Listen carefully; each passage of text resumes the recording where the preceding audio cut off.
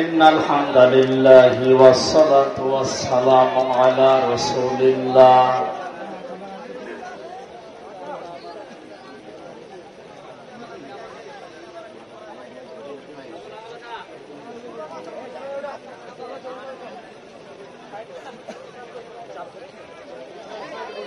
أما بعد فأعوذ بالله من الشيطان الرجيم بسم الله الرحمن الرحيم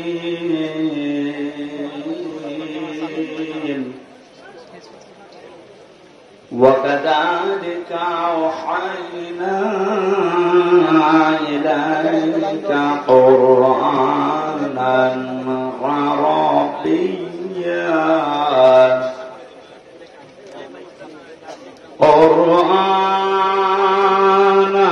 عربيا لتنذر القرى ومن حولها وتنذر يوم الجمع لا ريب فيه فريق في الجنة وفريق في السعير صدقت يا ربنا اللهم صل على محمد وعلى آل محمد كما صليت على إبراهيم وعلى آل إبراهيم إنك حميد مجيد اللهم بارك على محمد وعلى آل محمد كما باركت على إبراهيم وعلى آل إبراهيم إنك حميد مجيد الحمد لله নওগাঁ জেলার মান্দা থানার অন্তর্গত বারিল্লা দক্ষিণ পাড়া আমবাগান ময়দানে যুব সমাজের উদ্যোগে ঐতিহাসিক তাফসীরুল কোরআন মাহফিলের স্বনামধন্য সভাপতি বিশিষ্ট আলেমে দ্বীন জনাব মাওলানা আব্দুল কাইয়ুম, ভারপ্রাপ্ত প্রিন্সিপাল বড় বেলান্দহ ফাজিল মাদ্রাসা, সহ সভাপতির অনেকগুলো নাম দেখতে পাচ্ছি। আল্লাহ সবার মর্যাদা তার ইলম এবং আমল অনুযায়ী আল্লাহ যেন বাড়িয়ে দেন। বলেন বলেন। এতক্ষণ যারা আলোচনা রাখলেন, বিশেষ করে মাওলানা নুরুল আমিন, মাওলানা শহীদুল ইসলাম, মাহফিলের প্রধান অতিথি শাইখুল মাশায়েখ, 10 নম্বর নুরুল্লাবাদ ইউনিয়নের সম্মানিত চেয়ারম্যান জনাব মোহাম্মদ জাইদুর রহমান, বিশেষ অতিথি জনাব মোহাম্মদ মোজাম্মেল হক কাজী, অফিসার ইনচার্জ মান্দা থানা নওগাঁ জনাব নূর মোহাম্মদ মন্ডল, সাবেক চেয়ারম্যান জনাব SM রফিকুল ইসলাম, সাবেক চেয়ারম্যান, মঞ্চে বসা ওলামায়ে কেরাম, সামনে বসা মুসলমান ভাইরা, পর্দার আড়ালের সম্মানিতা মা এবং বোনেরা, বিশেষ করে আমার আগে যারা কথা বললেন, মান্দা শ্রদ্ধাভাজন জেলা আমির জনাব আব্দুর রকিব, দল মত নির্বিশেষে কোরআনের এই অনুষ্ঠানে যারা আমরা ইবাদত মনে করে এসেছি, এটা ইবাদত চলছে, আর ইবাদত যেভাবে করা লাগে আমরা ওইভাবে করবো ইনশাআল্লাহ। নামাজ একটা ইবাদত নাকি? বলেন না কেন? নামাজে দাঁড়িয়ে এদিক ওদিকে তাকানো যায়, একটু কথা বলা যায়, হ্যাঁ? নামাজের ভেতরে যদি কেউ হাসি দেয় ওরা নামাজ থাকে? হাসি দিলেও নামাজ থাকে। এটা যেহেতু একটা ইবাদত, সুতরাং এদিক ওদিকে তাকানো, গল্প করা, হাসি তামাশা করা সব 1-1.5 ঘন্টার জন্য বন্ধ রাখা যাবে না। এটা যেমন তেমন ইবাদত চলছে না। আফদালুল ইবাদাত, নবীজি বলেন সর্বোত্তম ইবাদত এটা তিলাওয়াতুল কোরআন। পৃথিবীতে যত নফল ইবাদত আছে সবচাইতে উত্তম আল্লাহর কাছে এইটা, যারা কোরআনের আলোচনায় থাকে। এই কথা বল কেন? আব্দুল কাইয়ুম ভাই ওখানে কেন? স্টেজে আসেন। তিরমিজি শরীফে হাদিস, নবীজি মসজিদে নববীতে প্রবেশ করে দেখলেন ডান দিকে কিছু মানুষ বসে আছে, ওরা জিকির করছে। বাম দিকে কিছু মানুষ বসে আল্লাহর কোরআন নিয়ে আলোচনা করছে। নবীজি বললেন দুইটা দল ভালো কাজে আছে, তবে সবচাইতে উত্তম কাজে আছে তারা যারা আল্লাহর কোরআন নিয়ে ব্যস্ত আছে। আল্লাহ আমাকে এই মুহূর্তেই নির্দেশ দিয়েছেন আমি যেন কোরআনের শ্রোতা হয়ে এদের সাথে বসে আলোচনায় লিপ্ত হই।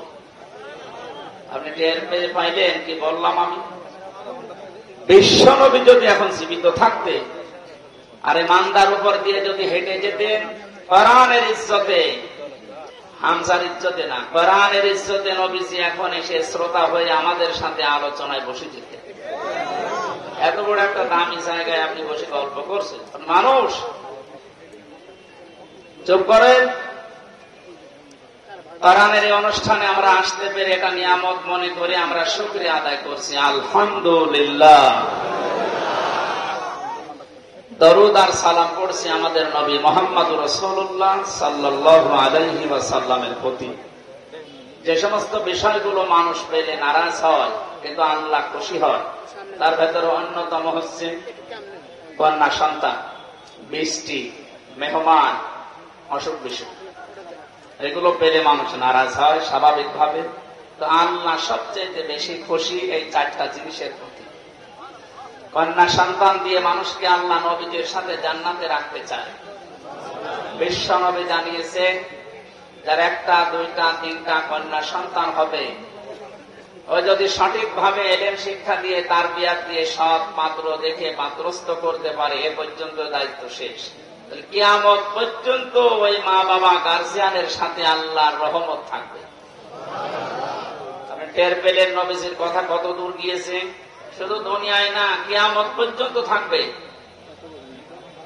সুতরাং আজ বাংলাদেশে ইসলাম পন্থীদের উত্থান দেখার পর অনেকে, বিশেষ করে জালেমরা তো বলতোই, এখন অনেক মুনাফিক এ কথা বলা আরম্ভ করছে। মেয়েদেরকে জুজুর ভয়টা দেখাচ্ছে যে ইসলাম যদি এসে পড়ে তোমাদের কিন্তু ঘরে আটকিয়ে রাখবে। এ কথা অনেকে শুনছি না আমরা। খুশির সংবাদ দিচ্ছি, বাংলাদেশ জামায়াতে ইসলামীর শ্রদ্ধাভাজন আমিরে জামাত অনেক ঘোষণা দিয়েছেন, ইসলাম যদি এদেশে আসে, আল্লাহ যদি খেদমতের সুযোগ করে দেয়, আমরা গ্যারান্টি দিতে পারি আজ যারা জুজুর ভয় দেখিয়ে মেয়েদেরকে উল্টা পুল্টা বোঝান, এই মেয়েরা তখন সবচাইতে বেশি খুশি হবে এবং কিয়ামত পর্যন্ত যত মহিলা এই বাংলাদেশে আসবে তারা মনে করবে আমরা মায়ের কোলের উপরে আছি। সেরকম গ্যারান্টি ইসলাম দিতে পারে না পারে না?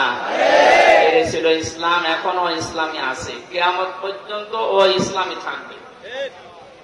আমরা যেন আবার ইসলামের ভেতরে উলট পালট কিছু না ঢোকায়। কারণ বাংলাদেশ, ভারত, পাকিস্তান এই সমস্ত দেশে আসল ইসলামের চাইতে বানানো ইসলাম বেশি চলে। কথা বলেন না কেন?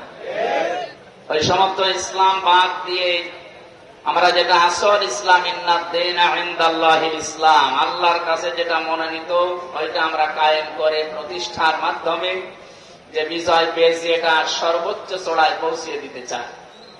আল্লাহর সাহায্য এসেছে কিন্তু এখনো পর্যন্ত কাঙ্ক্ষিত বিজয় আমরা পাইনি। কথা বুঝতেছে? কাঙ্ক্ষিত বিজয় তখন হবে যখন আল্লাহর বিধান দিয়ে এই জমিনটা চলবে। এখনো পর্যন্ত একটা বিধান কায়েম হয়নি, আস্তে আস্তে হবে। আশা করছি ইসলামের হাতে আসবে দেশ। যে জালেম গুলো বিদায় নেওয়ার কারণে যে আফসোস করে, তার তো আফসোস করার কথা না।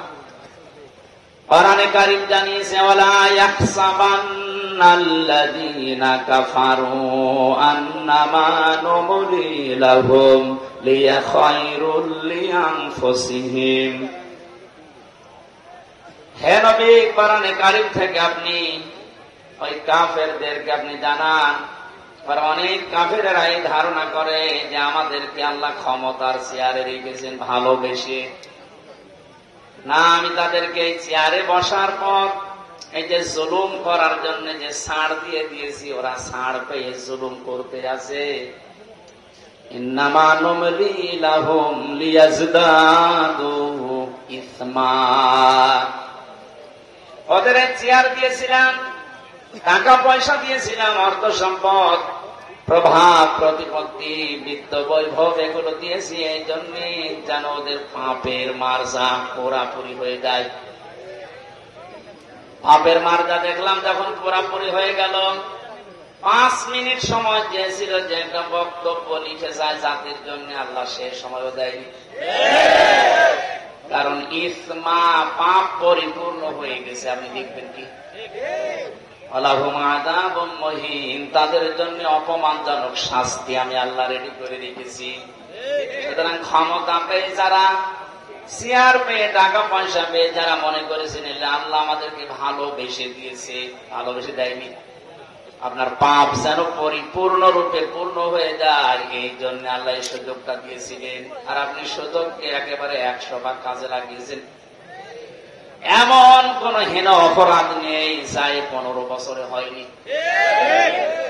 এটা আমার আগে যে মেহমান বলছিলেন না, কেউ রেহাই পায়নি, আসলে তাই। যারা জালেমদের দরে ছিল তারা কি রেহাই পেয়েছে? তাদেরও তো ক্ষতি হয়ে গেল, কারণ জালেমদের দুনিয়াও শেষ, আখিরাতও শেষ। আমাদের নাই দুনিয়া আপনি ধ্বংস করার চেষ্টায় ছিলেন, কিন্তু আপনি নিজেদেরকে কি করলেন বলেন? সারা পৃথিবীর মানুষের কাছে এখন একটাই ঘৃণিত নাম, এই জালেমের।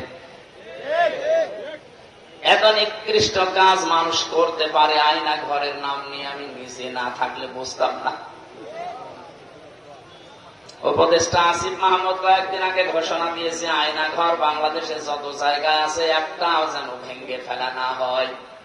এটা রেখে দেন, সারা পৃথিবীর মানুষরা দুনিয়া এখানে আসবে দেখার জন্য যে বাংলাদেশে কি আছে, তারা যেন আয়না ঘর দেখে যায়।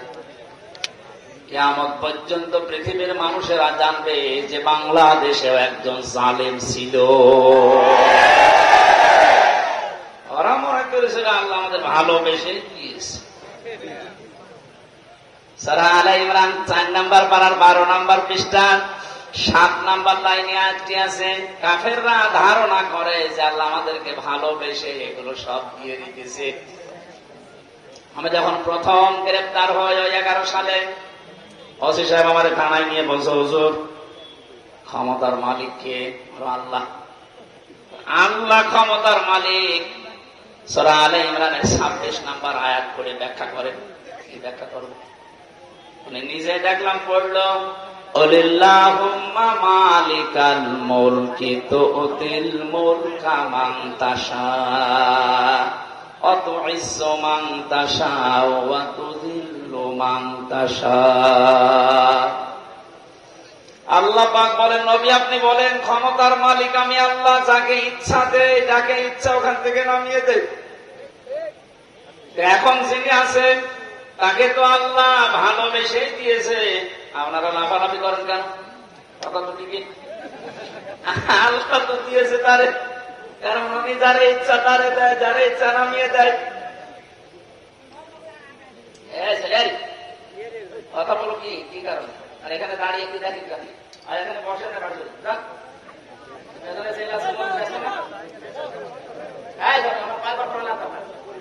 আমার ওইদিকে যাচ্ছেন, কোন দিকে তাকাচ্ছে?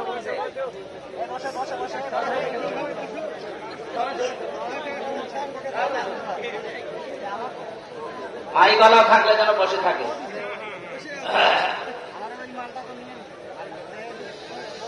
আমার ভাইরা, এই জন্য কোরআনে কারীম যারা আমরা শুনতে আজ এসেছি ইবাদত মনে করি, যেভাবে ইবাদত করা লাগে আমি আবার বলছি, আল্লাহ যেন ওইভাবে আজকের 1-1.5 ঘন্টা ইবাদত হিসাবে তিনি লিখে দেন। বলেন আমিন। আজকের তেলাওয়াত কিন্তু আয়াত সূরা শূরা। শূরা শব্দের শাব্দিক অর্থ হচ্ছে সংসদ। শূরা মানে কি? এটা তো আমি বানালাম না, এই শব্দ শুনলে অনেকের আবার অ্যালার্জি হয়, তো যাদের অ্যালার্জি হয়তো তারা এখন নেই, কথা বলেন না কেন? আমার তো মনে হয় কোরআনে কারিমের কথাগুলো বাংলার বিভিন্ন প্রান্তে বলতে গিয়ে যারা আলেমদের এই মাইক কেড়ে নিয়েছে ওদের নামের তালিকা করে এখন মোড়ে মোড়ে টাঙিয়ে দেওয়া দরকার। জালেমগণ যেন কিয়ামতের আগে আর নিজের পরিচয় দিয়ে এলাকায় ঢুকতে না পারে। এখনো যদি কেউ বুঝে না বোঝার ভান করে কোন মুনাফিক আবার যদি এই কাজ শুরু করেন, আপনাকে আল্লাহ অপমান আরো বেশি করবে। কারণ আমির হামজা কথা বলছে ওর বাবার কথা সব নাকি বলেন। এই জন্য আমরা সতর্ককারী হিসাবে এসেছি। আল্লাহ আমাদেরকে নবীদের ওয়ারিস বানিয়েছেন। বিশ্ব নবী সহ যত নবী দুনিয়ায় ছিল সব নবী ছিল সতর্ককারী। আজকের আলোচনার বিষয় হচ্ছে সতর্ক। কি বললাম? আমাদের সতর্ক হওয়া লাগবে। আর এই জন্য এলাকার মানুষ মিলে এই আয়োজন দিয়েছে যেন আমরা সতর্ক হতে পারি। সূরা মানে সংসদ, 53টা আয়াত দিয়েছেন আল্লাহ, 5টা রুকু আছে। একটা মাত্র আয়াত পড়েছি, 5টা ভাগ করেছেন আল্লাহ আয়াতের ভেতরে। আমরা এই 5টা বিষয়ে তাফসীর যেহেতু লিখে দিয়েছেন ওইভাবে আমরা কথা বলার চেষ্টা চালাবো ইনশাআল্লাহ। এই সমস্যা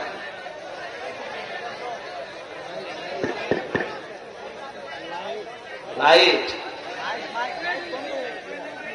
এটা বন্ধ করে দেবে, কি বলে আওয়াজ বোঝা যায় না।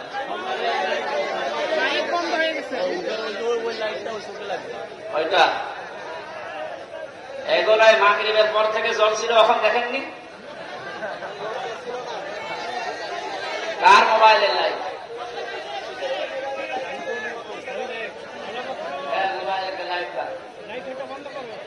এখানে লাইট কার? একজন বলেন, একজন বলেন, কি সমস্যা কি?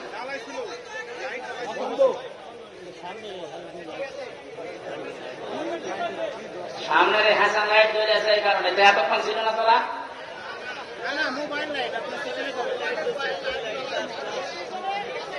হ্যাঁ, পেছনে মোবাইলের লাইট জ্বলছে কার?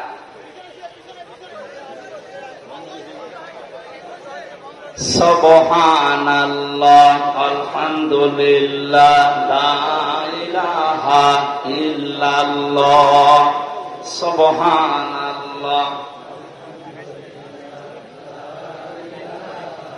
ফ্যান ঘুরছে, রওশনের সাথে চাইতে রওশনের সাথে লাগিয়ে দিলে বেশি চুরি করে।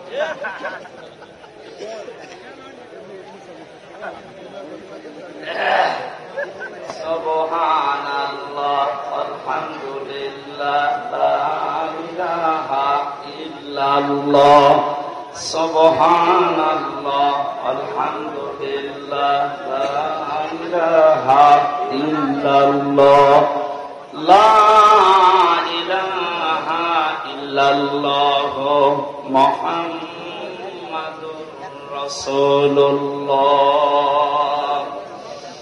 নওগাঁবাসী অ্যাক্টিভ হয়ে শুনবেন।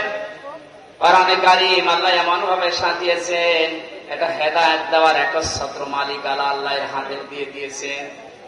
এখানে যত বেশি আপনি মন লাগাবেন, কান লাগাবেন, আল্লাহ তত তাড়াতাড়ি আপনাকে পথ দেখিয়ে দেবে।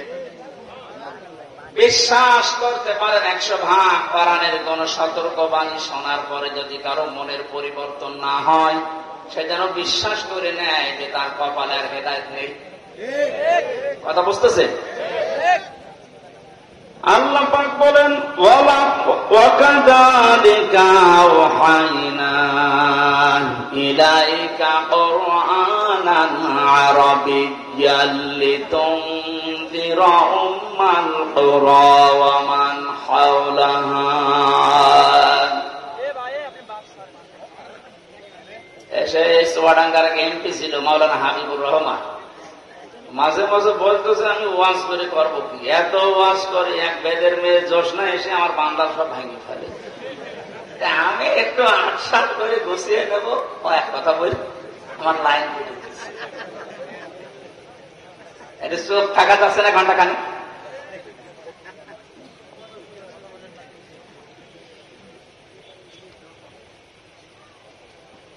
4টা বড় বড় নিয়ামত আল্লাহর কাছে আমরা কথা বলছিলাম, উনি নিজে পছন্দ করেন, কিন্তু তার এই বান্দা বান্দিরা এটা পছন্দ করে না। 1 নম্বরে কন্যা সন্তান।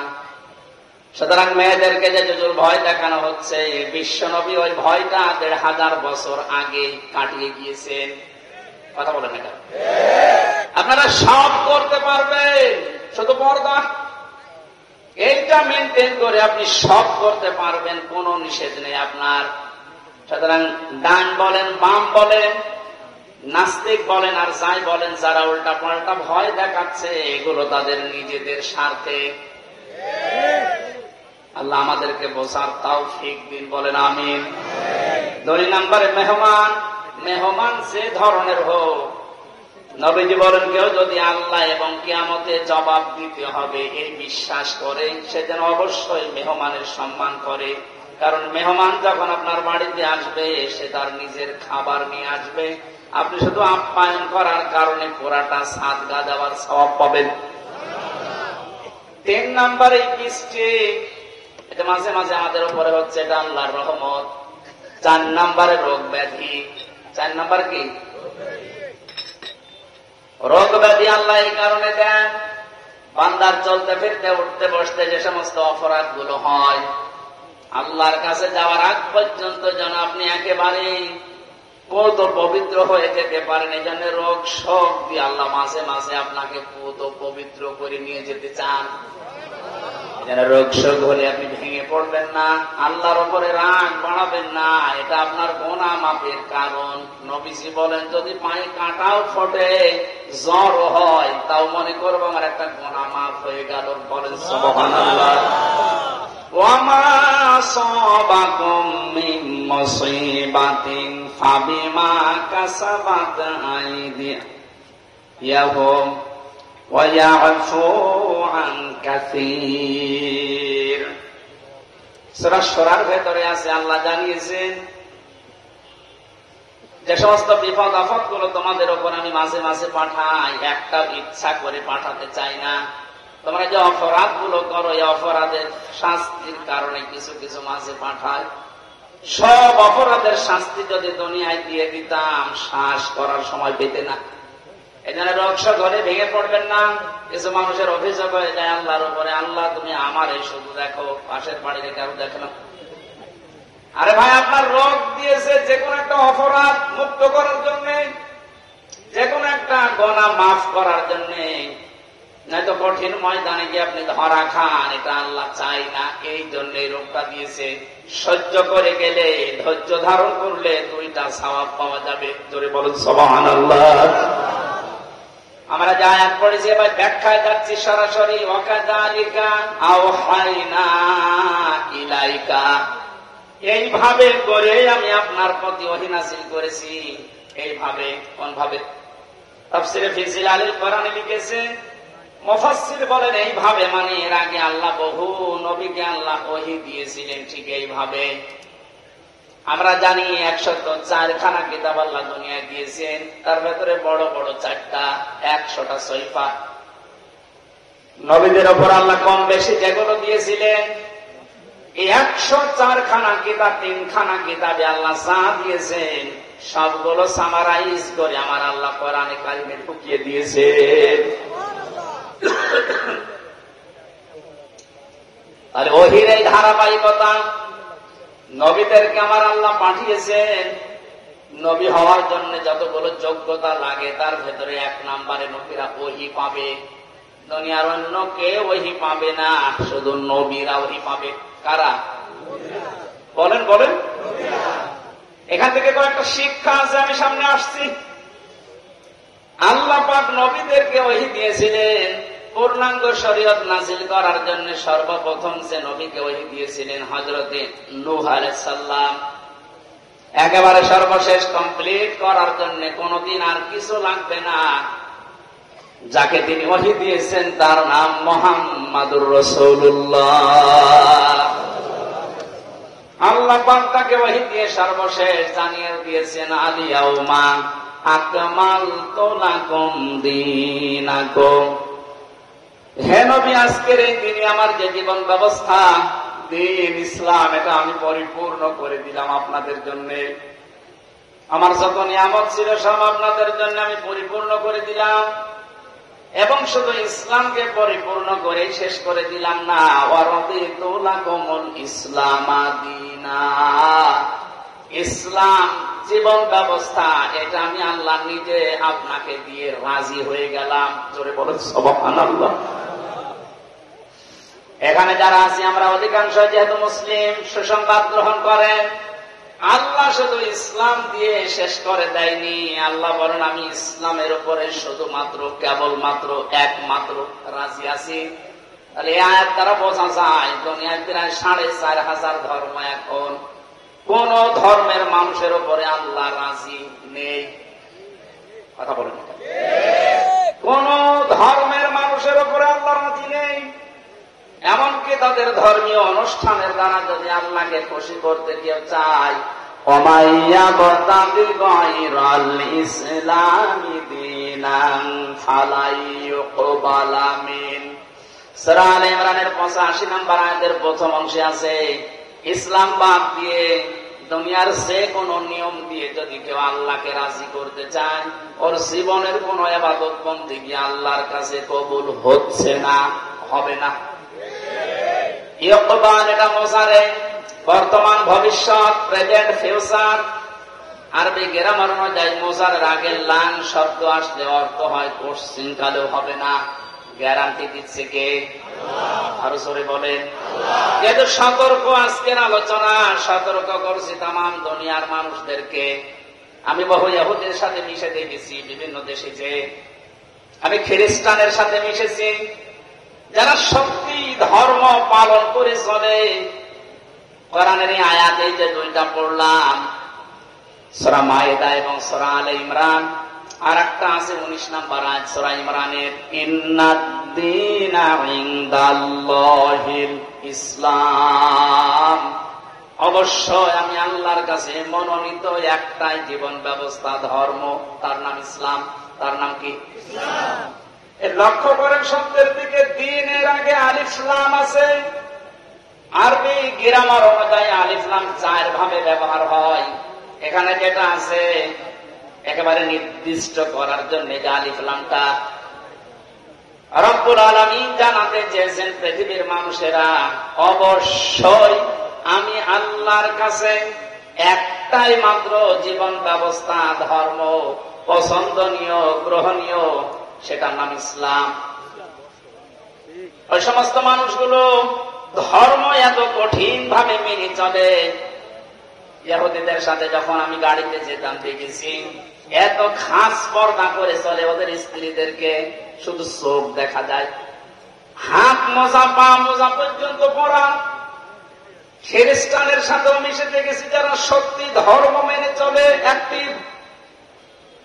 মুসলমানদের ভেতরে যারা প্র্যাকটিসিং মুসলিম একেবারে 100%, তারা যেমন খাস পর্দা করে চলে আমি ওই রকম পেয়েছি।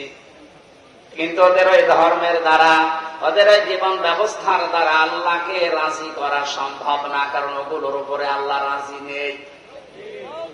যেহেতু এই পৃথিবীর সর্বশ্রেষ্ঠ এবং নির্ভুল কিতাব, সর্বশ্রেষ্ঠ সর্বশেষ নির্ভুল কোরআনে কারীম, এটা দিয়ে সতর্ক করলাম। যত জায়গায় আওয়াজ যাচ্ছে আপনি এখনো চিন্তা ভাবনা করে দরকার হয় ফিরে আসবেন, সময় এখনো আছে। কিন্তু মৃত্যুর গড়গড়ানি শুরু হয়ে গেলে তখন কিন্তু আর তাওবাও কবুল হবে না। আশা করি সতর্কবাণীটা আপনি মানবেন। আর আমাদের জন্য সুসংবাদ, দুনিয়া আখিরাতে কিচ্ছু না পাই, ইসলাম পেয়েছি, মানতে পারি আর না পারি। কথা বলে না, হয়তো 100 মানতে পারি না পারি পুরো নিয়মটা, কিন্তু ইসলাম আমি জীবন ব্যবস্থা হিসাবে পেয়েছি, এই জন্য আমি খুশি। আন আব্বাস রাদিয়াল্লাহু তাআলা আনহু قال, একটু এদিকে তাকান, মান যাকা তামাল ঈমান মান রাদিয়া বিল্লাহি রাব্বান ওয়া বিইসলামি দীনা ওয়া বিমুহাম্মাদির রাসূলিল্লাহ সাল্লাল্লাহু আলাইহি সাল্লাম নাবিয়্যা ওয়া রাসূলা। রাহু মুসলিম। আল্লাহর নবী জানিয়েছেন পৃথিবীর প্রতিটি জিনিসের আলাদা আলাদা স্বাদ আছে। ইমান যদি কেউ আনে আর মনে করে আমি স্বাদ পেতে চাই, ইমানেরও স্বাদ পাওয়া যায়। ইমানের স্বাদ আছে না নেই? ইমানের স্বাদ যদি না থাকবে, পৃথিবীতে মানুষ ইসলামের জন্য এত কোরবানি দেবে, এত কষ্ট সহ্য করবে কোন কারণে? অবশ্যই ইমানের স্বাদ আছে। ইমানের স্বাদ পাওয়ার জন্য এখানে 3টা পয়েন্ট আমরা পেয়েছি। যে ব্যক্তি আল্লাহকে রব পাওয়ার পরে খুশি হয়ে গেছে, মুহাম্মদুর রাসূলুল্লাহকে একমাত্র আদর্শ পাওয়ার পরে খুশি। 3 নম্বরে দিন বা জীবন ব্যবস্থা হিসাবে ইসলামকে পেয়ে যারা খুশি, এই মানুষগুলো ইমানের স্বাদ পেয়েছে। ইমানের স্বাদ পাবে তা না, মানজাক, এটা মাঝি অতীতের শব্দ, পাস্ট। আল্লাহ জানাতে চেয়েছেন নবীজির মাধ্যমে যে মানুষগুলো ইমানের স্বাদ পেয়েই গেছে। আপনি এখন মিষ্টি খেলে স্বাদ পান, তেঁতুল খেলে আর একটা স্বাদ পান। পৃথিবীতে সর্বশ্রেষ্ঠ দামি জিনিস আমাদের কাছে ইমান, এর স্বাদ পাওয়া যাবে না? এই স্বাদ যদি সত্যি সত্যি কেউ পেতে চায়, ইসলাম বাদ দিয়ে পৃথিবীর কোন ধর্ম সঠিক এ কথা বলাও তার জন্য জায়েজ নেই। যদি আজ অনেকে উদারতার পরিচয় দিতে গিয়ে বলছে না পৃথিবীর সব ধর্ম সঠিক, ইসলাম একটু বেশি সঠিক, কথা বললে আপনার ইমান নষ্ট হয়ে যাবে। কারণ দিনের আগে আল্লাহ আলিফ লাম খেলা করার জন্য দেয়নি। আমার কথা বুঝতেছে? আমি সেই দিন মান্দা কোন জায়গায় এসে বলেছিলাম যে ওযু করলে মানুষের ওযু ভেঙে যায় 7টা কারণে, নামাজে দাঁড়ালে নামাজও ভেঙে যায় 19টা কারণে, হজ করতে গিয়েছে যারা হজও ভেঙে যায়, রোজা রেখেছে যারা রোজাও ভেঙে যায় 2টা কারণে। এরকম প্রত্যেকটি ইবাদতের নষ্ট হওয়ার পেছনে কিছু না কিছু কারণ আছে। কথা বলে না কেন? সব চাইতে দামি যেটা তার নাম ইমান। এটা না হলে আপনি জান্নাতের দরজার কাছেও যেতে পারবেন না। এই ইমানও মানুষের ভেঙে যায়, নষ্ট হয়ে যায়। 10টা কারণ পেয়েছে কোরআন হাদিসে, 10টা কারণে মানুষের ইমান ভেঙে যায়, নষ্ট হয়ে যায়। তার ভেতরে 9 নাম্বার কারণ এইটা যে মানুষ পৃথিবীর সব ধর্মকে সঠিক মনে করে, তার ইমান নষ্ট হয়ে যায়। সুশীল সমাজের ভেতরে উদারতার পরিচয় দিতে গিয়ে আজ অনেককে এরকম উল্টা পাল্টা বোঝাচ্ছে খ্রিস্টান আর ইহুদিদেরকে খুশি করার জন্য। আমি কথা বোঝাতে পেরেছি? এই জন্য আমাদের আফসোস, দুঃখ, কোনো কিছুই নেই, কিচ্ছু না পাই। জীবন ব্যবস্থা হিসাবে আমরা পেয়েছি ইসলাম। কি পেয়েছি? আরো জোরে বলেন। নবীকে আল্লাহ জানিয়েছেন যে এইভাবে যত নবীকে আমি আল্লাহ ওহী দিয়েছিলাম নবী হওয়ার যোগ্যতা অর্জন করার জন্য, তার ধারাবাহিকতায় আপনাকে আমি দিলাম ওহী। কি দিয়েছি আপনার ওহী? কুরআনান আরাবিয়্যা। আপনাকে আমি দিয়েছি আরবি ভাষায় কোরআন। কোরআন কোন ভাষায়? সবাই বলেন। এখানে আমার একটা সতর্কের বিষয় আছে। আমার আগে যিনি আলোচনা করছিলেন কি জানো না? নুরুল আমিন। ওনাকে সহ বহু আলেমের মুখে এখন আমি কোরআনে কারিম এখনো পর্যন্ত অশুদ্ধ শুনতে পাচ্ছি। এটা আফসোসের বিষয়। উনি অবশ্যই টাইটেল পাস বা কামিল পাস করেছেন, তো মাওলানা আগে লেখা আছে কোন কারণে? মাওলানা মানুষের তেলাওয়াতের হাল সিরাত যদি এরকম হয়, বাকি যারা বসে আছেন তারা তো আল্লাহর ওলি না। আমি কোনো অপমান করা, ছোট করার জন্য বলছেন। আমি শুনছিলাম বসে বসে, সেই জন্য তেলাওয়াত হবে না। সর্বোচ্চ 8-10টা কায়দা লাগে গ্রামারে। তাসবিহের 8টা-10টা কায়দা একটু ভালোভাবে আয়ত্ত করতে পারলে আপনি কোরআন শুদ্ধ করে পড়তে পারবেন। এটা কি নফল না ফরজ? ফরজ, নামাজের মতো ফরজ। নামাজ যতগুলো কারণে ভেঙে যায়, তার প্রথম কারণে কেউ যদি কোরআন অশুদ্ধ পড়ে, উনি যেভাবে পড়েছে তেলাওয়াত করছিল, ওটা যদি নামাজে পড়ে ওনার নামাজ হবে না, কারণ অর্থ পাল্টে গেছে। যেখানে এক আলিফ টান নেই এমন টান দিয়েছে, মনে হচ্ছে এখান থেকে খোদা গাড়ি করবে।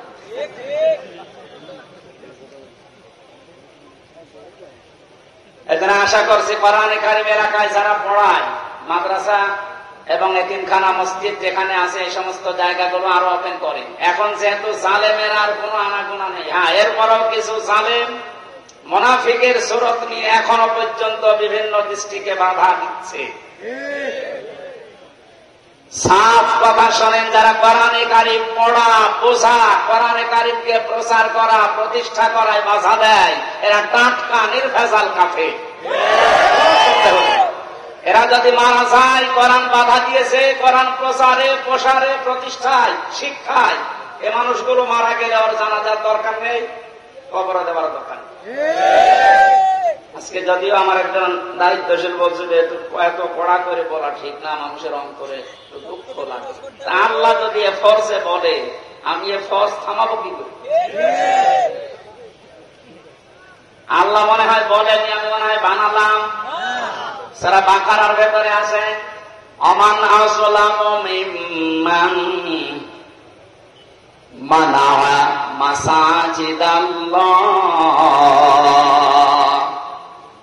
সূরা বাকারার ভেতরে আল্লাহ জানিয়েছেন, আমি আল্লাহর দৃষ্টিতে সব চাইতে বড় জালেম ওইটা, যেই লোকটা আমি আল্লাহর ঘর মসজিদে আমার নাম, আমার জিকির, আমার কোরআনের আলোচনা হতে বাধা দেয়, বন্ধ করে দেয়। 15 বছরও কোন জালেমের এরকম সাহস হয়নি যে কোরআনে কারিম মসজিদে পড়লে বাধা দিয়েছে, বন্ধ করে দিয়েছে। এখন আমি অনেক জালেমকে প্রকাশ্য দেখতে পাচ্ছি, মসজিদে কোরআনের কাজ হচ্ছে, মুসলমান নাম যে বন্ধ করে দিচ্ছে। আরে ভাই, কাজ তো কাফেরের কাজ, আপনি যে নামেই করেন না কেন, বুঝে করেন আর না বুঝে করেন, এখনই থামেন, নাইলে আপনি চির বঞ্চিত হয়ে যাবেন হেদায়েত থেকে। আপনার দুনিয়াও হারাবেন জালেমদের মতো, আখিরাত তো হারিয়ে ফেলেছেন। ওখানে যদি হামজার কথায় বাধা দেওয়া হতো কিচ্ছু মনে করতাম না, আরো বাহবা দিতাম, বাধা দেন, কিন্তু কথাগুলো তো হামজার না, আল্লাহর হামজা অ্যাডভার্টাইজ করছে। আমি আয়াতটা আপনাদেরকে লাইন পারা পৃষ্ঠা দিয়ে বলছি, আবার মন খারাপ করবে অনেকে যে না এটা মনে হয় বানিয়ে বলছে। অমান আসলামু মিম্মান যুকির মিম্মান মানা মাসাজিদাল্লাহি।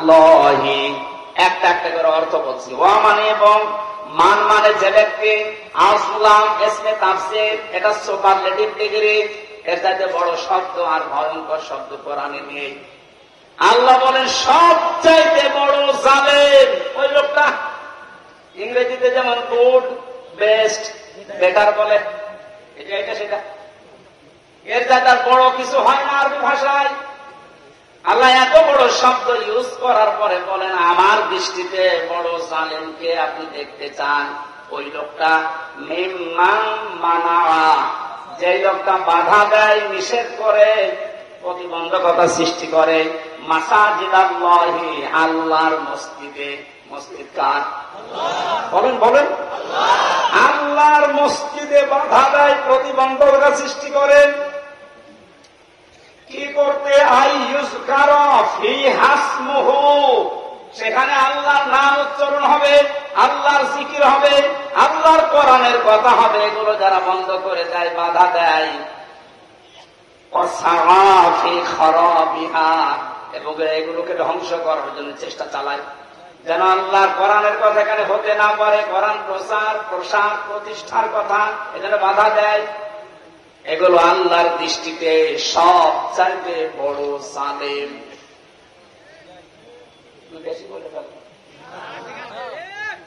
এটাকে বাংলাদেশে এখন পাওয়া যাচ্ছে না, আপনি সতর্ক হন। কত বড় শব্দ দিয়েছেন দেখেছেন আল্লাহ আপনার নামে। 15 বছরও জালেমেরা এই সাহস পায় না অন্তত মসজিদে আল্লাহর কোরআন বন্ধ করে দেওয়া। কিছু জায়গায় পেয়েছিলাম, এখন এইগুলো যারা করছেন আপনি আশা করছি সতর্ক হবেন ভাই, আপনার কপাল কিন্তু আগুন লেগে যাবে।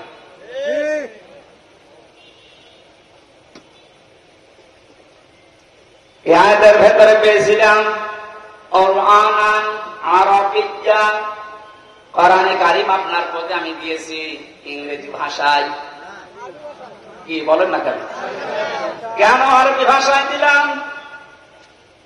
পৃথিবীর যত ভাষা আছে সবচাইতে সহজ ভাষা আল্লাহর কাছে আরবি ভাষা, কিন্তু আজ এটা অনেকের কাছে কঠিন করে রেখেছি আমরা। কত বড় বড় মানুষেরা ফতোয়া দিচ্ছে যে এটা আমাদের জন্য না, এটা আলেমদের জন্য। কে বলেছে আপনাকে? নামাজ পড়া যেরকম ফরজ, মাস্ট বি কোরআনে কারিম শিক্ষা করা ওইরকম ফরজ। দল মত নির্বিশেষে বুঝে হোক না বুঝে হোক, হয়তো অন্তত আপনি নবীর দল বাদ দিয়ে অন্য দলে আছেন থাকেন, কিন্তু কোরআন পড়া শুরু করেন। জেলখানায় বহু মানুষকে আমি উল্টা পাল্টা দেখেছি, কোরআনে কারিম 1 বছর 1.5 বছর পড়ার পরে ওই মানুষগুলোরা এত পরিবর্তন হয়েছে। এটা আমাদের কুষ্টিয়ার কৃতি সন্তান আবরারকে যারা হত্যা করেছিল, এর 13 জনের ফাঁসি হয়েছিল।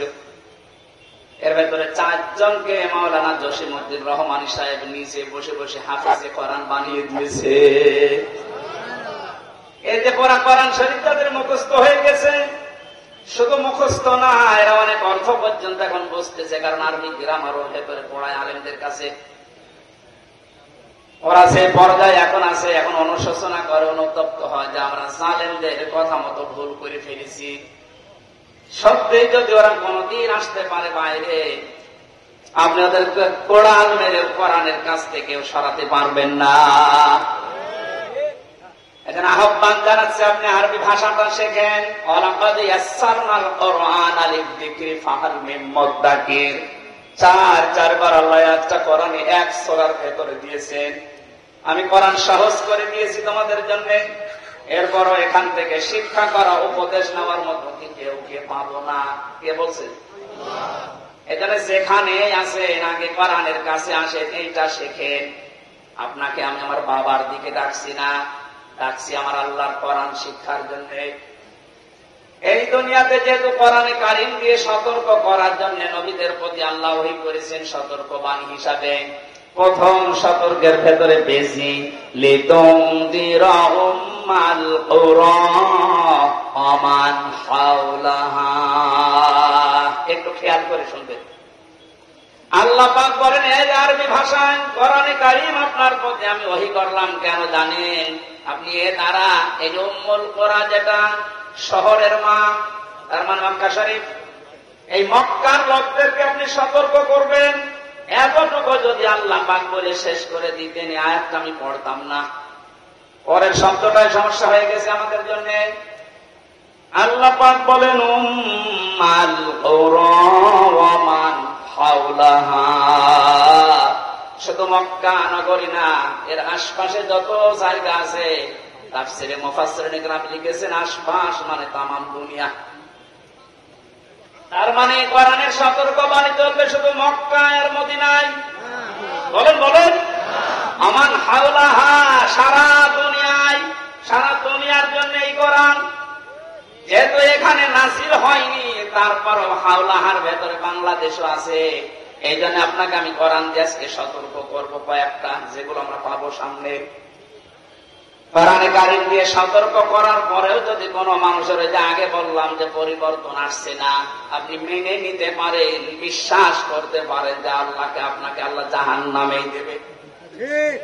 কারণ এর চাইতে অথেন্টিক সতর্ককারী কিতাব দুনিয়াতে আল্লাহ আর দেয়নি, কিয়ামত পর্যন্ত দেওয়ার সম্ভাবনাও। আরো জোরে বলেন। কোরআনে কারিমে আল্লাহ জানিয়েছেন ইত্তাবিউ মা উনজিলা ইলাইকুম মির রাব্বিকুম ওয়া লা তাত্তাবিউ মিন দুনিহি আউলিয়া ক্বালিলাম মা তাযাক্কারুন। হে নবী,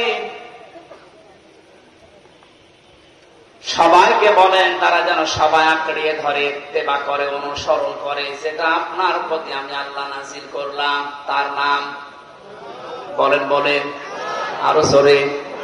তাহলে এখানে আর কোন মতভেদ আছে যে কোরআন আঁকড়িয়ে ধরার ব্যাপারে কোন ফতোয়া আছে?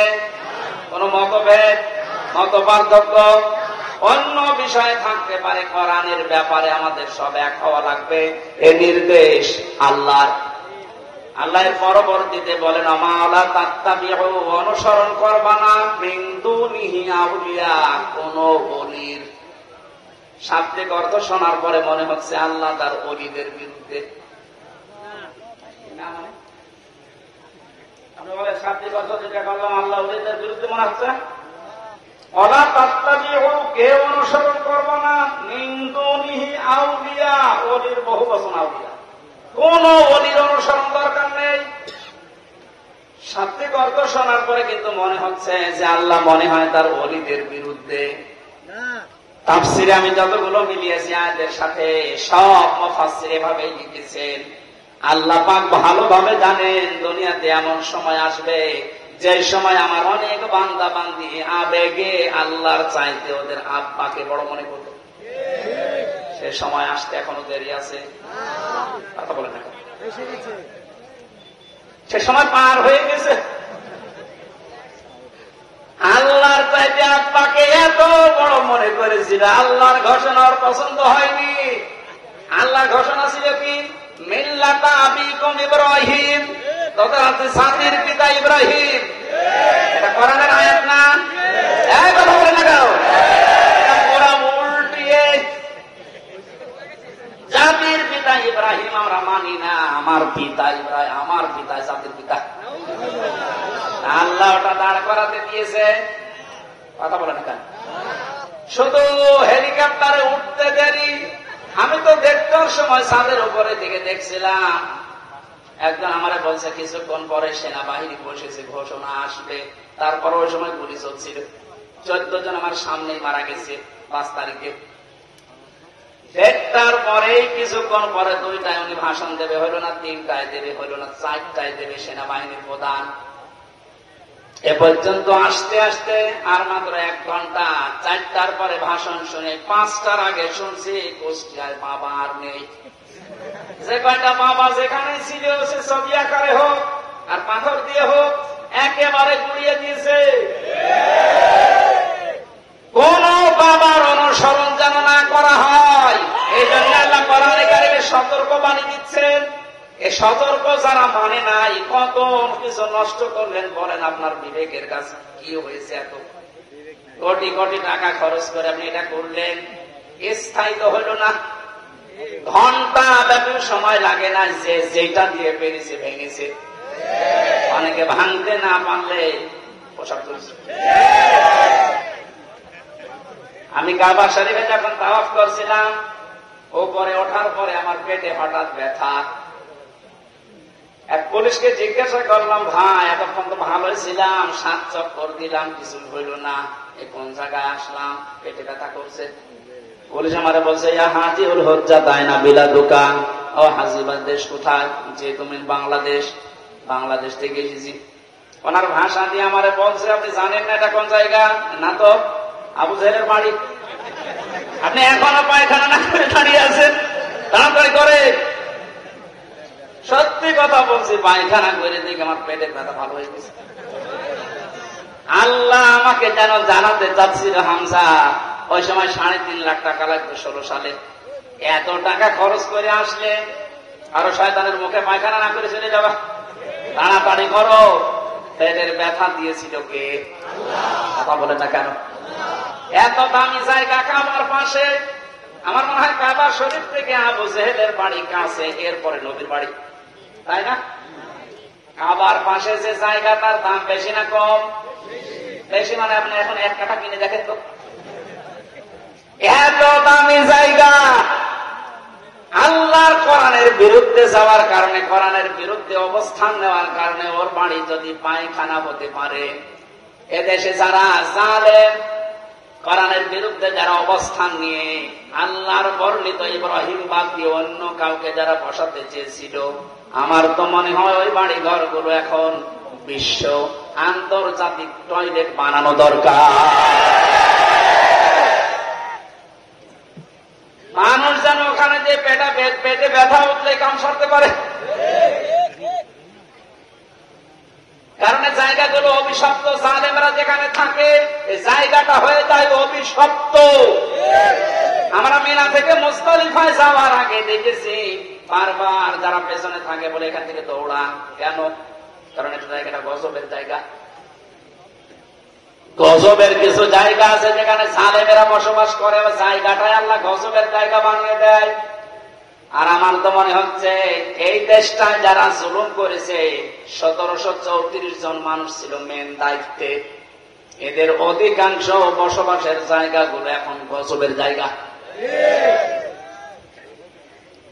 আজ অনেক জালেম এখন মাঝে মাঝে কল দেয় যে হুজুর আপনি যা বলেন এর জন্য তো আমারও ভয় লাগে, আতঙ্ক লাগে, আপনি আমার নাম বলে দিন কেন? আমি তো সেরকম কিছু করি না।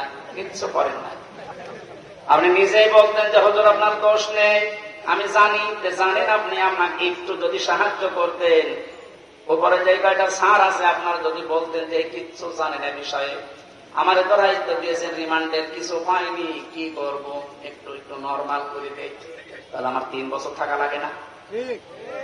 আপনি উপরে উপরে বলতেন আর ভেতরে যে এমন এমন কথা লাগাতেন, ওরা নিজেরা আপনার বলতো পিটান, হুজুরের পিটান।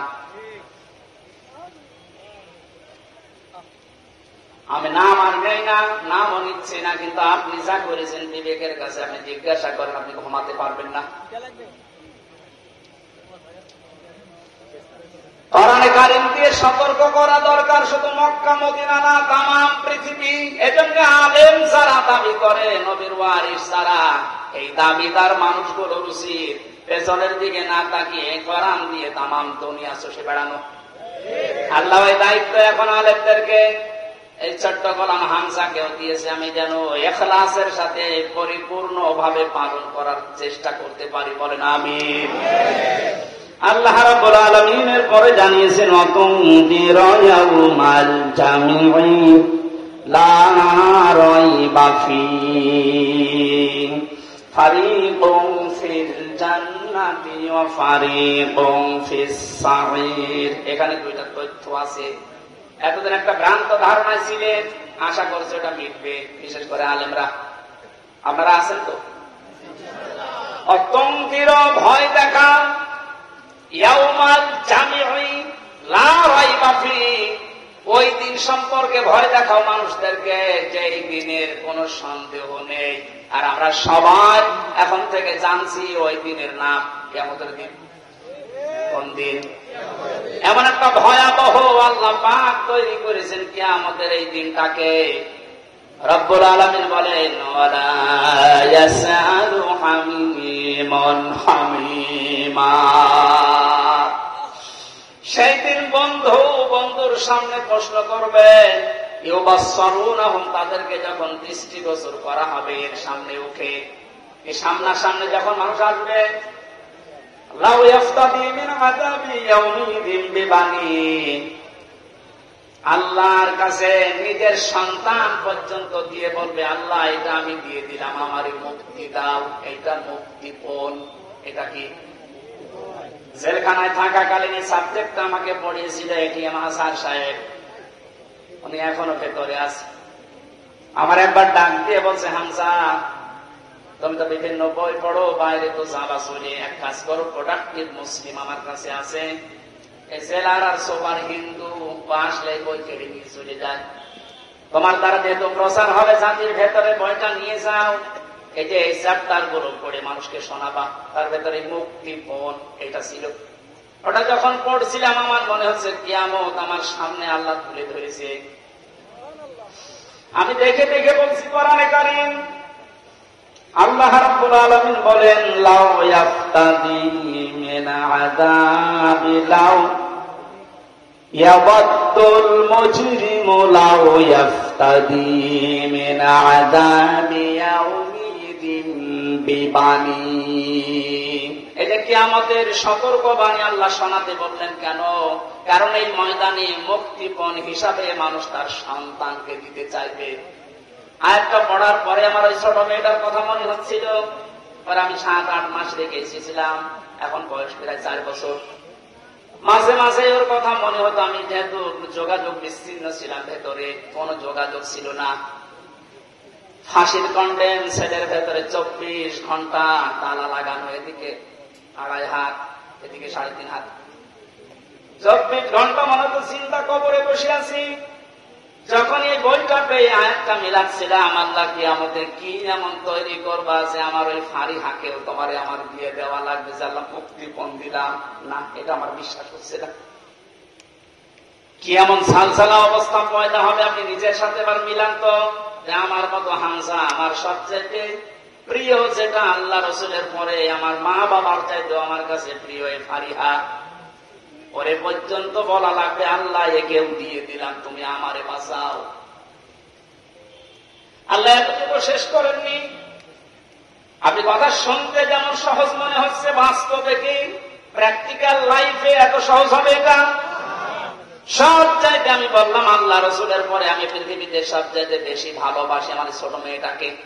বড়টার প্রতি অত মহব্বত এখন আর নেই, ছোটটার প্রতি যত বেশি। অথচ আল্লাহ বলেন বিবানি তোর এই ফারিহাকেও বলবি যে আল্লাহ দিয়ে দিলাম, তুমি আমারে বাঁচাও, এর যা করবা করো। বাস্তবে আপনি দেখেন এই বন্যায় কত মানুষ ভেসে যাচ্ছে, অথচ নিজের 2 মাস 5 মাস 1 বছরের বাচ্চাকে বুকের উপরে নিয়ে নিজে ভাসতে ভাসতে মরে গেছে।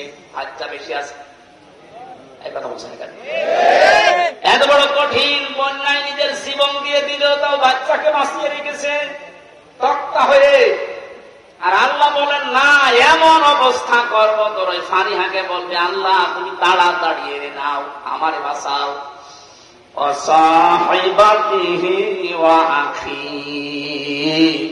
সাহেব শব্দের 2টা অর্থ হয়, 1 নম্বরে স্ত্রী, 2 নম্বরে বন্ধু বান্ধব। ওয়াখিহি এবং তার ভাই। এই ভাই মানে শুধু আপন ভাই না, এ ভাই মানে দলীয় ভাই আছে। দলীয় ভাই দেশে নেই, এক কথা বলে না কেন? বড় ভাই আছে, মেজ ভাই আছে, ছোট ভাই আছে। ঘর বানাতে যাবেন এক দল এসে বলবে বড় ভাই পাঠিয়েছে। রাজশাহী নওগাঁ এসব নেই। আমার কোশ্চেন ওইটা ছিল, আমি যখন বাড়ি আরম্ভ করছিলাম ওই 19 সালে, একদল এসে বলছে বড় ভাই পাঠিয়েছে, মিষ্টি খেতে দিলাম। কিছুদিন পরে এসে বলছে ছোট ভাই পাঠিয়েছে, মিষ্টি খেতে দেন। ভাই কত তোমাদের? আল্লাহ বলেন কে আমাদের ওই কঠিন দিনে যেটা সম্পর্কে সতর্ক করতে বলছি নবী, ওই দিন সে তার এই ভাইকে পর্যন্ত যত রকমের ভাই বলবে আল্লাহ দিয়ে দিলাম, এদেরকে নেন, আমারে বাঁচান।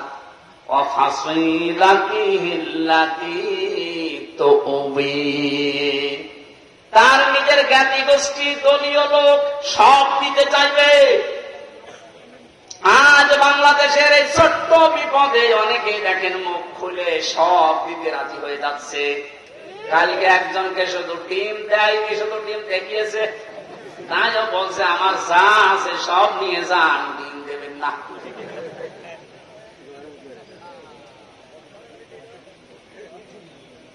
বাংলার মুসলমানেরা এত কিছু শুরুই করেনি।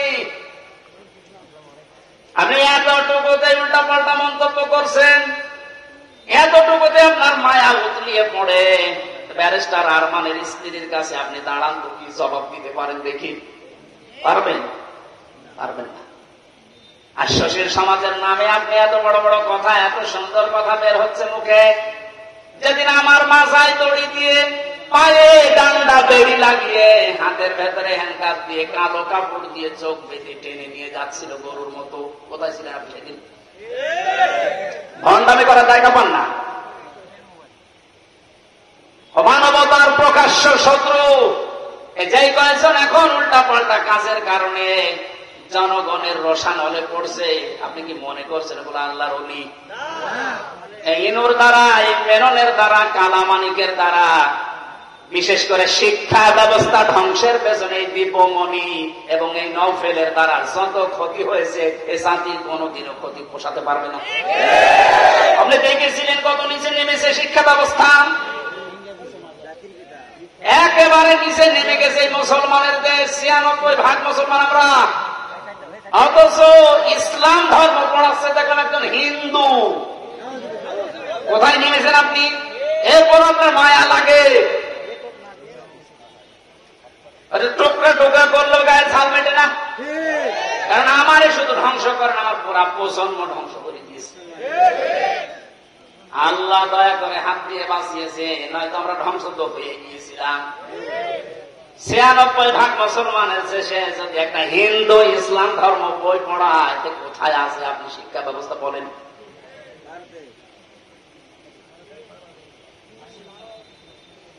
একটু শুধু ওপর দিয়ে একটু ডিম মারে আপনার সহ্য হয় না, আর আমার মাজায় দড়ি দিয়ে যে ছাগলের মতো টেনে নিয়ে গেল তখন আপনার সহ্য হলো কি করে?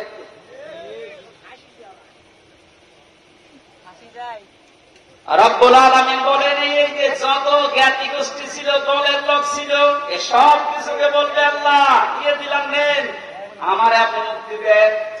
আল্লাহ বলেন এতটুকুই শেষ করেনি, অমান ফিল আরদি জামিআ, ওর দুনিয়ায় যত সম্পদ ছিল সব